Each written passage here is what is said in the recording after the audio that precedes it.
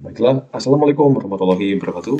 Izin perkenalkan diri, nama saya Iko Mangunjin Kusuma dengan nomor NPM 2215061006 di kelompok 2B kelas PSDB.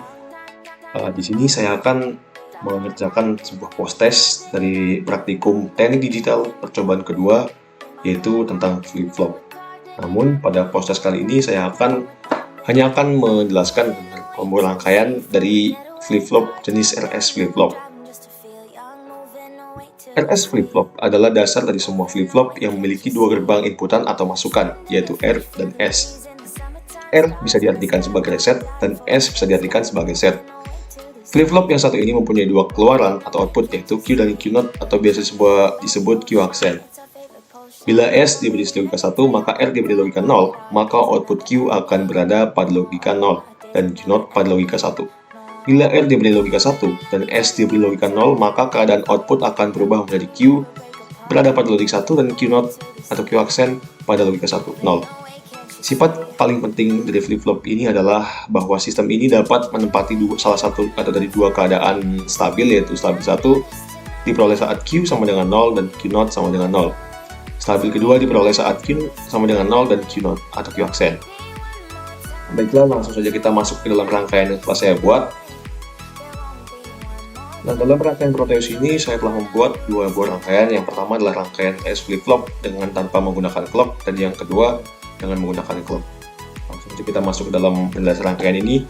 Terdapat dua logic set, dua gerbang logika, dan dua output atau logic probe. Di sini saya menggunakan dua gerbang logika, yaitu gerbang NAND dan dua inputan serta dua outputan. Kita asumsikan bahwasanya input 1 adalah reset dan input 2 adalah set. Nah, reset ini atau input 1, dia bernilai 0. Dia masuk ke dalam gerbang logika NAND dengan output 0, input 0. Nah, dan masuk ke dalam cabang kedua. Nah, cabang pertama ini dia masuk ke dalam wire dari setelah gerbang NAND U1B. Nah, jadi seperti ini kan jika belum kita run, maka hasilnya tanda tanya logic probe-nya. Nah, oleh karena itu, jadi 0, dia masuk ke dalam gerbang logika NAND, itu kan hasil 0. Nah, karena kita belum tahu hasilnya berapa, nah kita asumsikan itu adalah 0 juga. Kemudian 0, jika bertemu 0, masuk ke dalam gerbang NAND, maka hasilnya adalah 1. Mengapa? Karena NAND ini adalah gerbang N yang di NOT atau diinverterkan. Kemudian sama juga dengan inputan kedua atau yang setnya.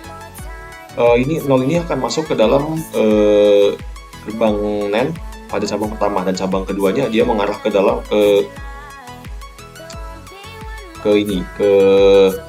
setelah gerbang NAND yang ini. Nah, setelah kita sama seperti input 1, karena dia belum tahu, jadi 0 sama 0. 0 sama 0 jika bertemu di NAND kan, maka hasilnya juga 1. Oleh karena itu outputnya adalah 1 dan 1. Lalu bagaimana jika resetnya kita ganti inputnya menjadi 1, maka outputnya adalah 1, 0, dan setnya adalah 1. Mengapa demikian? Jadi input 1 ini atau resetnya masuk ke dalam gerbang NAND ke cabang kedua, sementara cabang pertama dia masuk ke dalam setelah gerbang NAND U1B. Nah, disinilah flip-flop, yaitu fungsinya akan menyimpan memori. Jadi dia akan menyimpan memori outputan yang sebelumnya. Dia telah mengetahui bahwasanya sebelumnya outputan pada input kedua ini adalah 1. Jadi input 1 ini masuk ke dalam cabang kedua dari gerbang NAND 1, dan cabang pertamanya masuk ke sini jadi 1 juga. 1 dan 1 jika bertemu di gerbang NAND, maka hasilnya adalah 0. Kemudian untuk inputan yang kedua, dia masuk ke dalam gerbang NAND cabang pertama, dan cabang keduanya mengarah kepada setelah gerbang logika NAND U1A yang adalah inputnya adalah 0. Jika 0 dan 0 di-NAND-kan, maka hasilnya adalah 1. Masuk dalam rangkaian 2 dari RS flip-flop. Nah, inilah entitas dari rangkaiannya dengan menggunakan clock. Langsung saja kita bahas. Jika terdapat 6 gerbang logika, yaitu 2 gerbang OR, 2 gerbang NOT, dan 2 gerbang NAND. Dan juga terdapat clock. Terdapat inputan reset dan set 00. Nah, jika reset dan set bernilai 00, maka dalam rangkaian ini tidak akan terdefinisikan. Kemudian apabila resetnya kita berubah 1, maka clocknya akan berjalan.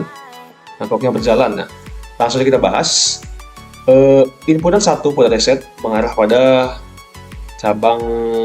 mengarah pada gerbang OR cabang pertama. Sementara cabang kedua mengarah pada clock ini, dia kan kedip-kedip ini ada kedip 0, 1, 0, 1. Pada saat clock ini menginputkan 0, maka cabang kedua ini 0 juga. Nah, kemudian jika 1 dan 0 masuk ke dalam gerbang OR, maka hasilnya adalah 1. Dia masuk lagi ke dalam gerbang NOT, sehingga hasilnya diinverterkan atau dibalikan menjadi 0. Kemudian ia masuk dalam gerbang NAND. Gerbang NAND dengan inputan 1. Dan cabang gerbang NAND yang pertama ini dia mengarah kepada setelah gerbang NAND input kedua ini, yang adalah hasilnya adalah 0. 0 dan 0 jika dinenkan adalah 1, maka dari itu inputnya adalah 1.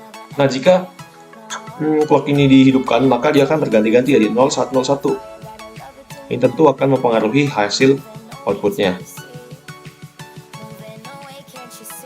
Jika kita rubah lagi. Nah, kita akan merubah setnya menjadi 1 dan resetnya menjadi 0. Sama seperti kondisi sebelumnya, maksudnya kondisi di saat nilai reset bernilai 1 dan saat bernilai 0, maka output yang berubah hanyalah pada output resetnya saja. Penjelasannya sama persis seperti yang sebelumnya. Pada saat clocknya berkedip, maka input yang dihasilkan pada setiap cabang gerbang logikanya ini akan berubah-ubah. Itu juga akan mempengaruhi outputan dari rangkaian ini. Kemudian bagaimana jika inputannya 1 dan 1? Jika inputannya 1 dan 1, maka outputnya 1 dan 1 juga, karena sesuai dengan sifat gerbang logikanya, output yang dihasilkan adalah 1 dan 1. Sekian dari penjelasan dari saya. Jika ada kekurangan, mohon dimaafkan. Saya akhiri. Wassalamualaikum warahmatullahi wabarakatuh.